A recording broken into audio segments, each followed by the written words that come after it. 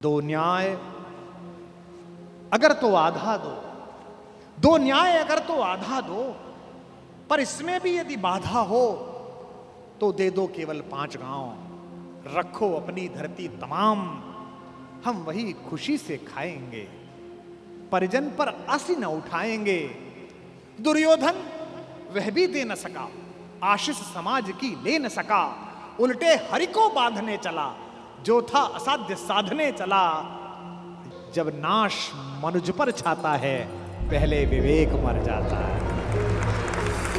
जंजीर बढ़ाकर साध मुझे, हाँ हाँ दुर्योधन बांध मुझे।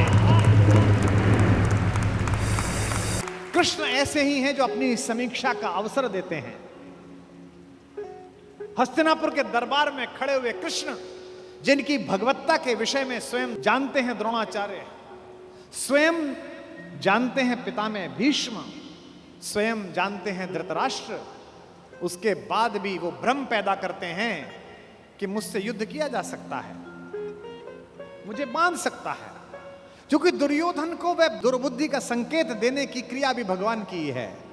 आप सब जानते हैं कि बचपन में एक बार कृष्णा अर्थात द्रौपदी अर्थात यज्ञसेनी, जो यज्ञ की अग्नि से निकली थी, जिसके शरीर में सुगंध आती थी, भारतीय स्त्रियों के इतिहास की सबसे दीपित चरित्र है द्रौपदी। इस देश को इस समय अबलाओं की आवश्यकता नहीं है। अपने केशों पर अगर कोई निर्लज्ज हाथ डाल दे तो उसकी छाती फाड़ देने का साहस पैदा करने वाली द्रौपदियों की आवश्यकता है। भगवान यूं तो शांति लेने के लिए गए थे। जब खाना खाने लगे और पांडवों ने कहा, युधिष्ठिर ने विशेष रूप से कहा, माधव मैं युद्ध नहीं चाहता, आप जाना और कहना बस 5 गांव हमें दे दें, हम 5 भाइयों को हम काम चला लेंगे। माधव ने कहा, बड़े भैया जो आपने कहा है वही होगा। लेकिन माधव तो युद्ध ही चाहते थे। माधव चाहते थे कि एक बार निरंकुश शासकों के छोटे छोटे राज्य विगलित हों और एक अखंड विश्व में अखंड भारत का निर्माण हो, भारत की एक अखंड श्रृंखला का निर्माण हो। शांति ऐसे नहीं आती। शांति नहीं तब तक जब तक सुखभाग न नर का सम हो, नहीं किसी को बहुत अधिक हो, नहीं किसी को कम हो। ये कहा अर्जुन ने, लेकिन युधिष्ठिर ने नहीं मानी, बड़े भैया ने नहीं मानी। ये जो बड़े भैया लोग होते हैं बड़े शांतिपूर्ण होते हैं। शांति शांति शांति। हर घर में कुछ युधिष्ठिरों की आवश्यकता भी है, लेकिन हर घर में ऐसे लोगों की आवश्यकता है कि अगर कोई निर्लज्ज कुलवधू के आंचल पर हाथ डालने की कोशिश करे तो वो बिना बड़े भैया से पूछे अपना गांडीव उठा ले और अपनी गदा उठा ले। ऐसे लोगों की आवश्यकता है। और समय पर ये गांडीव और गदा नहीं उठे तो मान लेना कि समाज में महाभारत प्रतीक्षा कर रहा है। पृथ्वी लाशों से पटेगी, कोई नहीं रोक सकता। शांति लेने के लिए गए। कृष्णा ने भोजन कराया, द्रौपदी ने भोजन कराया। भोजन कराने के बाद निर्वासन की कुटिया से कृष्णा बाहर आई और हाथ धुलाने लगी माधव के। तो उसने कान्हा से पूछा कि कान्हा, याद है तुम गर्मी की छुट्टी में हमारे घर आए थे? कृष्ण ने कहा, याद है कृष्णा, तुम मुझसे चौसर में हार गए थे। कृष्ण ने कहा, याद है कृष्णा, मैंने तुमसे कहा था कि मैं इस हार का कुछ लूंगी, जिसे कहते हैं ना O2 अंग्रेजी में, I O2। तो द्रौपदी ने कहा, कृष्णा ने कहा, You owe to me, तुम्हारा मुझ पर उधार है। एक वादा उधार है, एक कसम उधार है, एक शपथ उधार है। और वादा कैसे तोड़ देते, वचन को कैसे भंग कर देते कृष्ण। क्योंकि मैंने पहले भी बताया था, कृष्ण कुछ अलग नहीं है। कृष्ण भी तो उसी खानदान का कंटिन्यूएशन है जो ये कहता है कि रघुकुल रीति सदा चली आई, प्राण जाई पर वचन न जाई। भी तो वही है, बस सूर्य से चंद्र में आए हैं, इतना ही तो हुआ है। मुस्कुराते हुए कृष्ण ने कहा, मांग क्यों मांगती है, आज क्यों मांगती है? बोले यही समय है। हस्तिनापुर क्यों जा रहे हो? कृष्ण ने कहा, अरे अंदर बात नहीं सुनी, बड़े भैया कह रहे थे शांति लेने जा रहा हूं, जाओ शांति लेके आओ। द्रौपदी ने कहा, तुम्हें उस हारी हुई बाजी की शपथ देती हूं, युद्ध लेकर लौटना।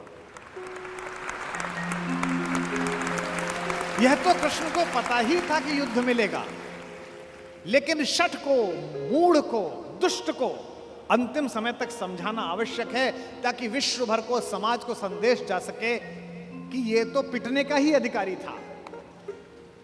किसी मूर्ख को, किसी जड़ को, किसी पापी को, लगातार बदतमीजी करने वाले किसी व्यक्ति को आपको पता हो और आप सड़क पर पीट दो तो 4 लोग उसके समर्थन में खड़े हो जाएंगे, क्यों इस भले आदमी को मार रहे हो। लेकिन वो लगातार बदतमीजी गली में करे, मोहल्ले में लगातार गुंडई करे, उससे पूरा मोहल्ला परेशान हो, और एक दिन कोई लड़का जिसकी जवानी ठीक से फूटी हो, वो पकड़ के उसे थपड़िया दे और छाती पे घुटना रख के बैठ जाए, तो लोग कहेंगे सही पिटाई हुई इसकी, ऐसी योग्य था। दुर्योधन पिटना है, दुर्योधन की मृत्यु तय है, ये तो तय है। लेकिन कृष्ण जगत को भी बताना चाहते थे। महाकवि दिनकर कहते हैं, वर्षों तक वन में घूम घूम, बाधा विघ्नों को चूम चूम, सह धूप घाम पानी पत्थर, पांडव आए कुछ और निखर, सौभाग्य न सब दिन सोता है, देखें आगे कब हो। मैत्री की राह बताने को, दुर्योधन को समझाने को, सबको सुमार्ग पर लाने को, भीषण विध्वंस बचाने को भगवान हस्तिनापुर आए, पांडव का संदेश लाए। 2 न्याय अगर तो आधा दो, 2 न्याय अगर तो आधा दो, पर इसमें भी यदि बाधा हो तो दे दो केवल 5 गांव, रखो अपनी धरती तमाम, हम वही खुशी से खाएंगे, परिजन पर आसी न उठाएंगे। दुर्योधन वह भी दे न सका, आशीष समाज की ले न सका, उल्टे हरि को बांधने चला, जो था असाध्य साधने चला। जब नाश मनुज पर छाता है, पहले विवेक मर जाता है।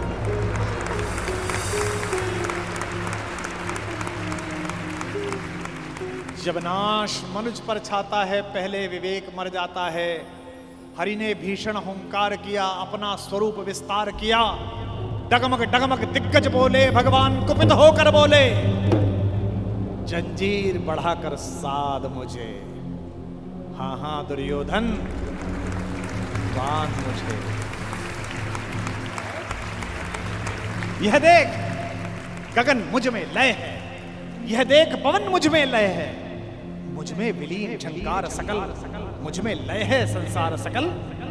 अमृत फूलता है मुझ में, संघार झूलता है मुझ में, उदयाचल मेरा दीप्त भाल, भूमंडल वक्षस्थल विशाल, भुज पर बंद को घेरे हैं, मैनाक मेरु पग मेरे हैं, दीप्ते जो ग्रह नक्षत्र निखर, सब हैं मेरे मुख के अंदर।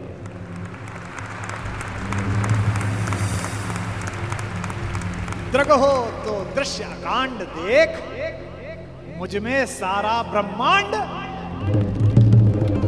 मुझ में सारा ब्रह्मांड देख, चर अचर जीव जर अक्षर अक्षर, नश्वर मनुष्य सुरजात अमर, शतकोटि सूर्य शतकोटि चंद्र, शतकोटि सरत सरक्षिद्र मंद्र, शतकोटि विष्णु ब्रह्मा महेश, शतकोटि विष्णु जलपति धनेश, शतकोटि रुद्र शतकोटि काल, शतकोट दंडधर लोकपाल, जंजीर बढ़ाकर साध मुझे, हाँ हाँ दुर्योधन बांध मुझे।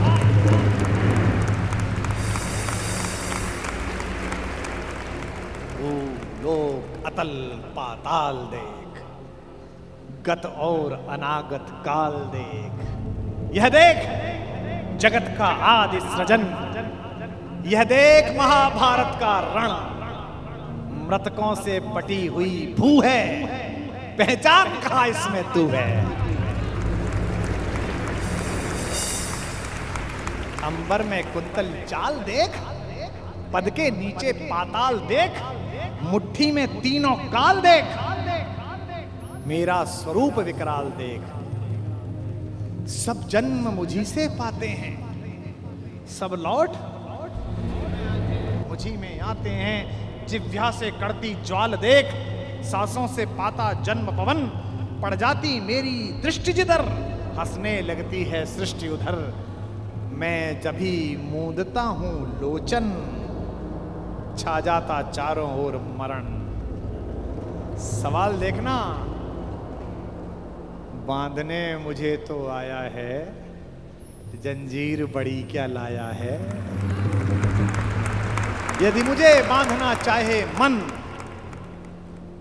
पहले तो बांध अनंत गगन।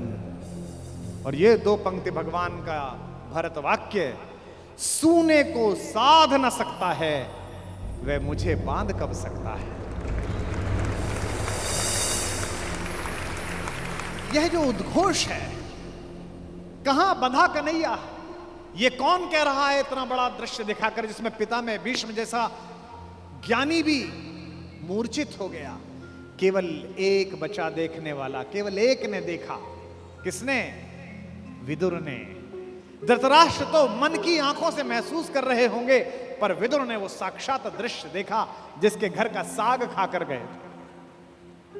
ये जो कन्हैया है, जो दुर्योधन को देखने का अवसर भी नहीं देता, जो कहता है कि अगर विश्व को साध सकता है, शून्य को साध सकता है, तो मुझे बांधना। यही कन्हैया यशोदा के आंगन में यमलार्जुन के बीच में रस्सी से बंधा हुआ एक पहर तक रोता रहता, मैया अब खाली कर दे, अब छोड़ दे, अब नहीं चुराऊंगा। बड़ा हो तो ऐसा और छोटा हो तो ऐसा, इसी का नाम कन्हैया है।